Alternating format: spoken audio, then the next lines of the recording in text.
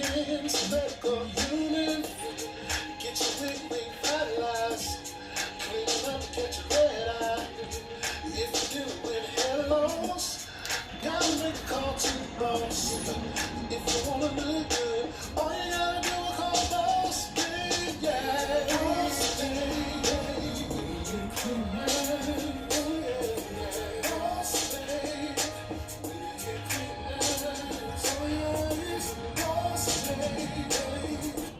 Happy Sunday. Welcome, welcome, welcome. Self-love, self-care. Hope everybody is having a blessed Sunday. Come on in. Weekly Converse.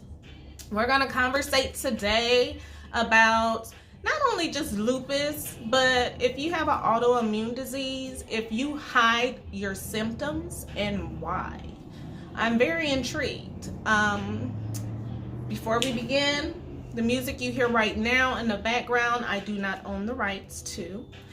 So, if you have an autoimmune disease, please feel free to share your inputs, any questions you might have.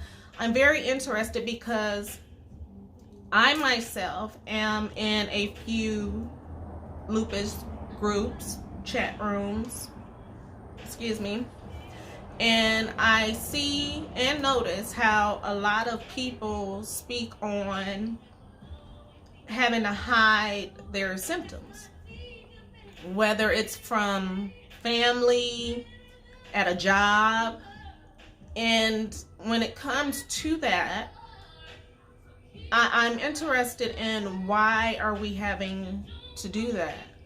I know in some discussions it came up as with family being a burden. And that's, to me, a harsh word considering the circumstance. And when it comes to jobs, it's being quote unquote reliable. So I myself in the past had to hide my symptoms, and I wouldn't even say that it was due to burden or reliability when it came to job or family. To me, it was more so I didn't want to be asked all the time, how you doing? How you feeling?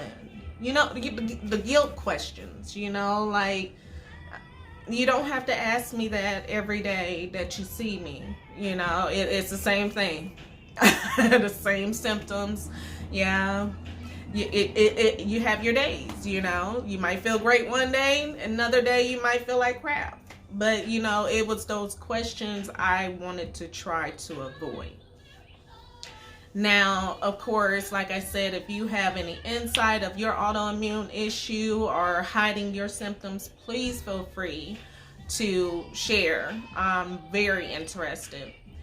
But again, in the past, I did actually hide my symptoms when it came to actually first finding out. I worked for a restaurant. I won't mention the restaurant's name, but I was in management. And when I found out, I was always working. So it was to a point where I was completely exhausted. I felt sick, but I didn't feel like I had a cold or a flu or something. But I felt like the symptoms of having a head cold or just being majorly fatigued.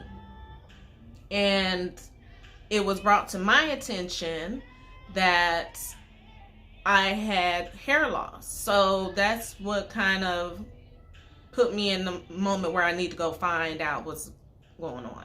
So when I went to the doctor, of course they did a biopsy. And that's when I found out. But even finding out, I still hid my symptoms. I didn't want my job to feel like they couldn't rely on me. Again, that reliability. Mainly because I worked a lot. And when they needed me, I was there. I needed the money. I needed to move up in the company. So I didn't want them to find any type of way to prevent me from getting to that goal that I set for myself. And here in Texas, it's a at-will state, meaning they can fire you at will for any reason that they choose, basically. And with me having the symptoms that I was going through, I did not want to give them a reason to let me go. Now, with that being said, I was also married, and I didn't want my husband at the time to feel like he couldn't rely on me anytime that he needed me, because he was working in construction. So he'll work 12, 14, if not more hours a day. And I was that type of person where I wanted to make sure he didn't need for anything because he worked so much. So I wanted to make sure food was on the table, laundry was done, you know, he had lunch the next day. So with my symptoms, I suffered a lot of fatigue, which kind of held me back from taking care of my wifely duties at times. But in the same sentence, at the time, he really didn't understand what I was going through. So I had to do the best I can to handle my business as a wife. Now, in these group discussions that I'm finding, a lot of people, they have that companion that understands, but some family don't understand. And they don't understand how extreme some symptoms can be and how they can hold you down for a certain time frame. And with that being said, we have a tendency of hiding our symptoms and pushing beyond our limits. And that's why you might see me post a lot, you know, it's okay to take me time. It's okay to look out for yourself.